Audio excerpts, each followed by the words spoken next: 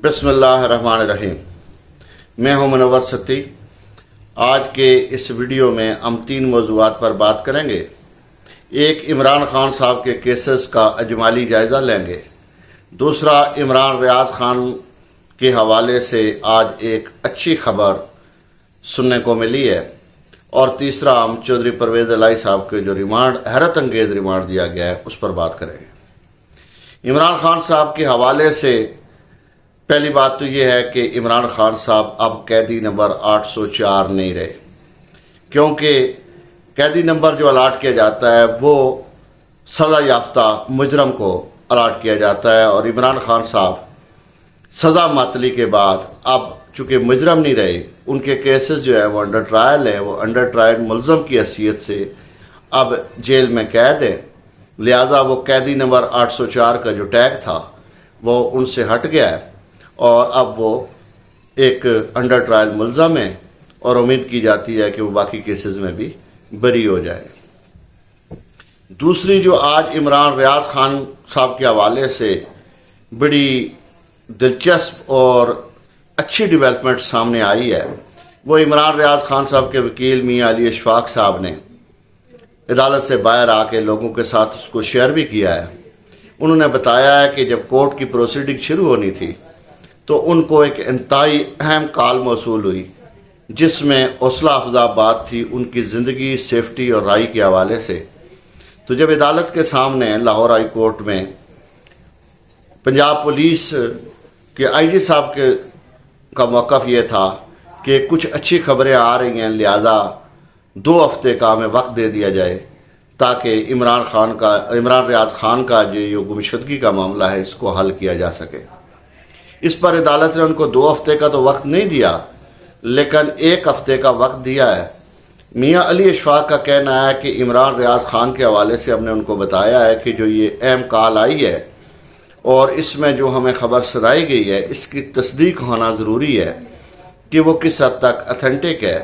ताहम आईजी साहब को अदालत ने हदायत की है कि वो इमरान रियाज खान के अहल खाना के साथ, उसके जो वालिदैन हैं उनके साथ और उसके वकील के साथ मिल के इस मामले को देखें और 1 हफ्ते में इसको हल करें ताकि ये मामला हल हो सके। अब कौम को ये उम्मीद पैदा हो गई है कि ये मारूफ साफ़ी जो इमरान रियाज खान है, जो पाकिस्तान की बहुत बड़ी एक तवाना आवाज़ थी, वो अब फिर से गूंजेगी, वो बाजियाब होंगे, वो खैरियत से सलामती के साथ अपने प्यारों से मिलेंगे, घर को आएंगे और पाकिस्तानी कौम भी एक बार फिर उनकी उस गरजदार आवाज़ को सुनेगी। उसी तरह, उसी तमतराक के साथ, उसी गन गरज के साथ वो अपना मौक़िफ़ बयान किया करेंगे जो उनका तुर्राए इम्तियाज़ था। तीसरी जो आज बहुत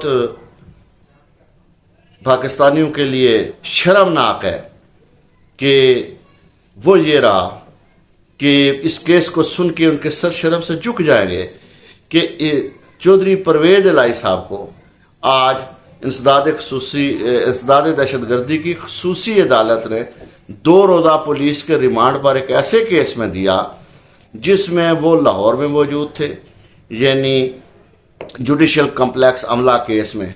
और जो सबसे इसका दिलचस्प पहलू है वो ये है कि पुलिस का खुद मौक़िफ़ है और पाकिस्तानी सारे इस बात को जानते हैं कि चौधरी परवेज़ इलाही उस दिन लाहौर में मौजूद थे और वो 2 दफ़ा वज़ीर आला रहे।